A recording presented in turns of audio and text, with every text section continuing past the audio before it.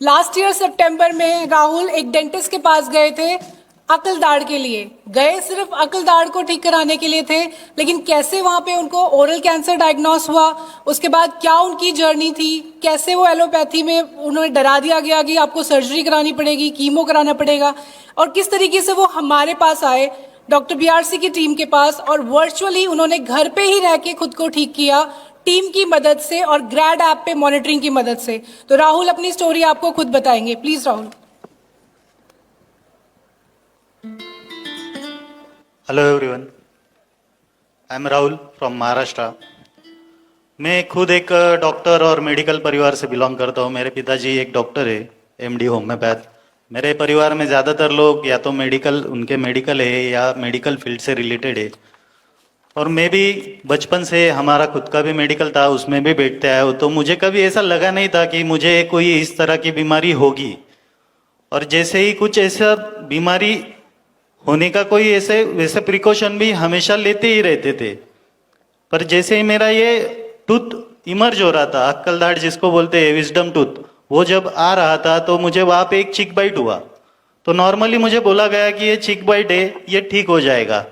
तो वो चिक बाइट धीरे धीरे बढ़ते गया, उसका कन्वर्जन हुआ, अल्सर में कन्वर्ट हुआ। तो मैं डेंटिस्ट को दिखाया। डेंटिस्ट ने मुझे बोला कि आपको ये ऑइंटमेंट लगाना है, ये दवाई लेनी है। मैं वो दवाई लेते रहा, पर मुझे उससे मेरा तकलीफ कम नहीं हुआ, बल्टा वो बढ़ते गया। और जनवरी में मैंने फिर से अलग डेंटिस्ट को दिखाया। उन्होंने भी मुझे वही बोला कि आपका अल्सर बढ़ते जा रहा है। पर वो बढ़ते बढ़ते इतना बढ़ गया कि उन्होंने फिर, मैं जब मार्च में, मैं कंटिन्यू कंसल्टेशन में था, फिर भी उन्होंने मुझे मार्च में बताया कि अभी ये बहुत बढ़ गया है, आपको ओरल सर्जन के पास में जाना पड़ेगा, शायद से ये कैंसर में कन्वर्ट हो गया है, ये कार्सिनोमा है। तो जैसे ही उन्होंने बोला कि आपको बायोप्सी कराना पड़ेगा, तो क्या है, हम मॉडर्न डे के बच्चे, इंस्टेंट रिजल्ट मिलना चाहिए, या इसलिए मैं एलोपैथी में ज्यादा बिलीव करता था।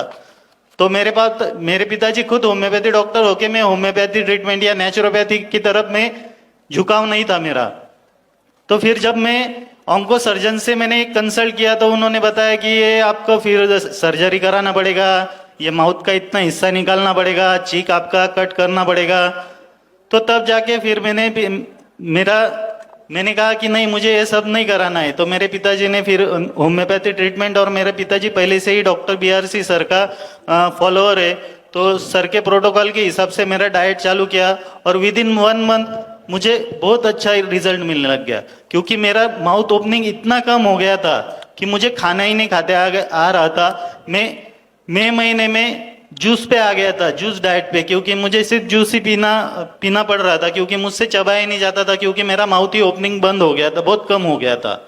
तो उस वजह से ऐसा हुआ। फिर ये डाइट चालू करने के बाद में धीरे धीरे मेरा माउथ ओपन होते गया, और अभी मैं लगभग 1 महीने से बहुत अच्छे से खा पी रहा हूँ। और इसके लिए मैंने ऑनलाइन कंसल्टेशन लिया था, ग्रैड ऐप पे सिर्फ मैं उसका अपडेशन डालता था। पहले तो मुझे बिलीव नहीं था कि मेरा ट्रीटमेंट कौन कर रहा है, कोई मुझे जानकारी नहीं थी। फिर मैंने एक बार, मुझे किसी ने बताया कि ये एक्चुअल में आपको बीआरसी सर ट्रीटमेंट दे रहे क्या। तो मैंने उनको पूछा, तो उन्होंने मुझे बीआरसी सर का एक ऑडियो क्लिप भी भेजा कि जिसमें उन्होंने मेरा केस खुद कंसल्ट किया था, और तब जाके वो ग्रैड ऐप पे मेरे लिए डाइट भेजा गया था।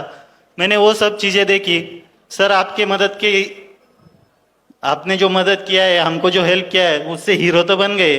90% अभी रिकवरी आ गई है, अभी सुपरस्टार रहना बाकी है। Thank you.